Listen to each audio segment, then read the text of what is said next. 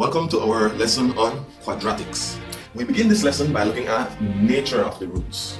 So let's recall our quadratic formula. It is x is equal to negative b plus or minus the square root of b squared minus 4ac all over 2a.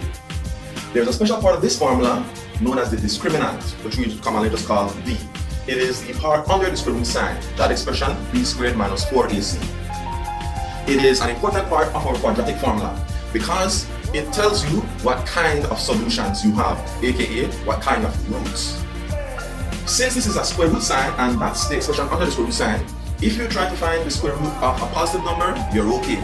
If you try to find the square root of a number that is 0, you're okay. But in math, you get into a little bit of a rocky area if you try to find the square root of a negative number. So let's take a look at those three possible options and see what they mean in terms of the roots.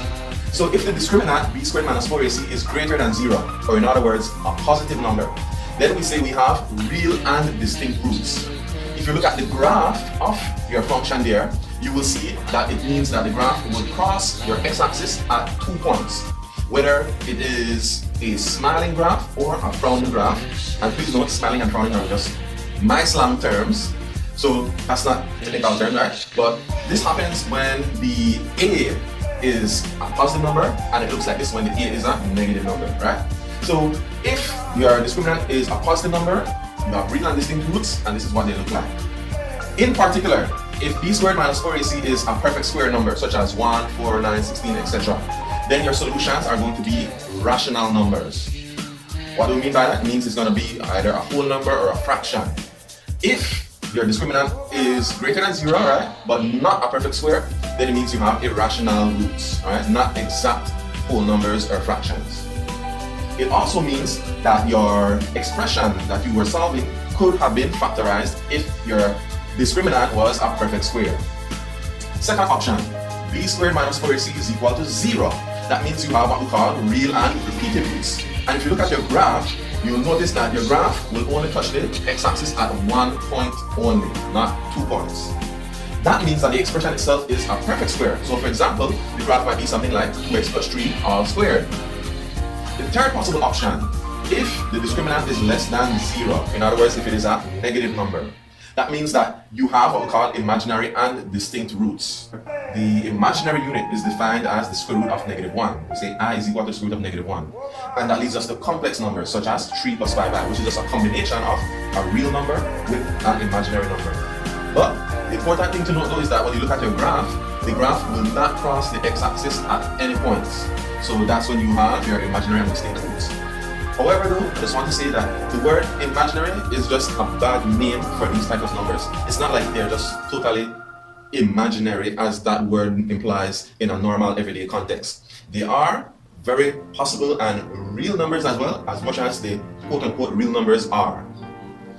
So let's get into an example where we determine the nature of some roots. Okay, so in this example here, we're to determine the nature of the roots of the following equations. So a, x squared minus 3x minus 2 is equal to 0.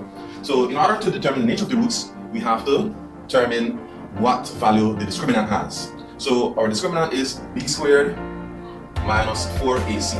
So in order to determine the value of this expression, we have to know the values of a, b, and c. So a is 1 because that's the coefficient of the x squared term. B is -3 because that's the coefficient of the x term. And c is -2 because that's the constant term. So if we substitute those values into this expression, we'll get -3 squared, take away 4 times 1 times -2. So -3 squared is positive 9. -4 times 1 is -4 times -2, that's a positive 8. So we get 9 plus 8, which is 17. Since that is a positive number, then it means we have real and distinct roots. Let's look at the second example.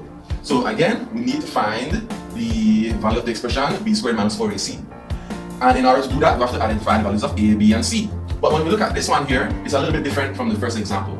What's different is that we do not have our equation equal to 0. So we have to have our equation equal to 0 in order to accurately identify the values of a, b, and c. So we need to rearrange this. In doing so, we'll have 4x squared plus 10x plus 25 is equal to 0. Now we can identify our values of a, b, and c. So a is 4, b is 10, and c is 25. Remember, whenever finding your values of a, b, and c, it needs to be in the form x squared term followed by x followed by constant equal 0. Alright? So next we have our expression b squared minus 4ac. When we substitute, we'll have 10 squared take away 4 times 4 times 25. So 10 squared is 100. 4 times 4 is 16. 16 times 25 is 400. 100 take away 400 gives us negative 300. Therefore, we have imaginary roots. Imaginary and distinct roots.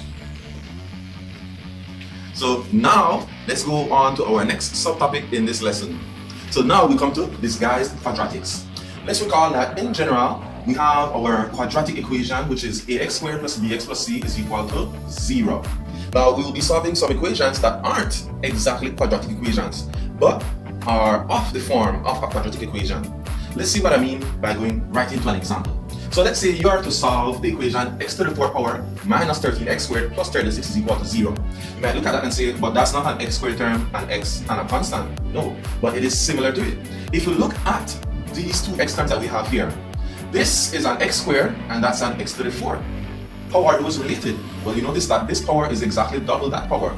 Another way you can look at it is that you can say that if you were to square x squared, you would get x to the 4th power, right? X squared times x squared gives you x to the 4th power. So what we do is we make a substitution. We'll say something like this. Let y equals x squared. I picked the letter y, you can pick any letter you wish, it doesn't matter. But I said let y is equal to x squared. So if y is equal to x squared, then I am going to replace x's with y's. So my equation then becomes y squared minus 13y plus 36 is equal to 0. Remember, we said let y equal to x squared. So instead of having x squared here, I will have y. And then this x to the 4th, instead of having y, this becomes y squared. Because if I were to square x squared, as I said just now, that will give you what? X to the 4th. So if x squared is y, then x to the 4th is y squared. So our equation now becomes y squared minus 13y plus 36 is equal to 0. Now this is a quadratic equation. You can use the quadratic formula to solve this if you wish. But for now, I want to show you a different method, what we call factorization. So if I were to factorize this equation here, what I want to do is I want to look at my constant term, the c, which is 36 in this case. And I want to find two numbers that multiply to give 36, but at the same time add up to give negative 13, which is the b, the coefficient of the y term. So what two numbers can multiply to give 36? Well, it could be two positive numbers, it could be two negative numbers. Here, this coefficient of the y term, our b, is negative. So that is an indication that the two numbers that I'm looking for have to both be negative. So I could try negative 1 and negative 36. Negative 1 times negative 36 will give me positive 36. But if I add those two together, I get negative 37. So that doesn't work. Next, I could try negative 2 and negative 18. Right? Those are factors of 36. But negative 2 plus negative 18 gives me negative 20. Not quite there, but getting closer. How about negative 3 and negative 12? Those are factors of 36. But negative 3 plus negative 12 gives me negative 15. Close, but not quite. What are some other factors of 36? It could be negative 4 and negative 9. Negative 4 plus negative 9 adds up to negative 13. So those are the two numbers that I'm looking for. Right? That same process is what you would go through if you were to solve it by factorization. As I said, the choice is yours. You can use the quadratic formula that you already know, or you can use factorization if you find that easier now. So when you factorize it, you then have y minus 4 times y minus 9 equals 0. Our next step is to say y minus 4 is equal to 0 or y minus 9 is equal to 0. Why? Because the idea is like this. If you take two numbers, let's say a and b, and you multiply them and your result is 0, then logically that means what? Either the a had to be 0 or the b had to be 0, or possibly both of them, right? So that's why we equate y minus 4 equal to 0 and the y minus 9 equal to 0. So let's say we solve y minus 4 is equal to 0. We get that y is equal to 4. And solving y minus 9 equal to 0, we get y is equal to 9. But we're not finished because we don't want to find the value of y. We want to find what x is in our original equation. So we substitute back again in place of y. Remember we said y is equal to x squared. So instead of y, we'll have x squared equal 4. Solving that, you get x is equal to the square root of 4 And what's the square root of 4? It's not just 2, it's positive 2 and negative 2. Why? Because if you were to square 2, that gives you 4. And if you were to square negative 2, that also gives you 4. So we say it is positive and negative 2.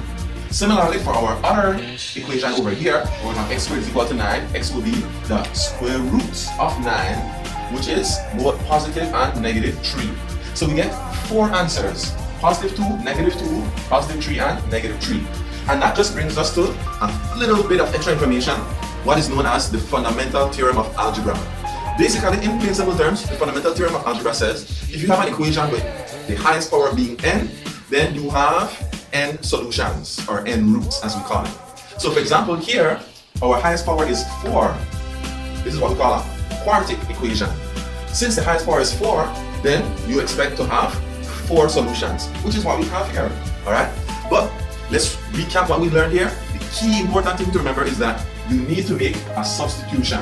You look at the equation and see what suitable substitution to make. Remember, it doesn't matter what letter you use, it just can't be the same as the original equation, but you have to make a substitution based on what you see the relationship is between the x terms in your equation.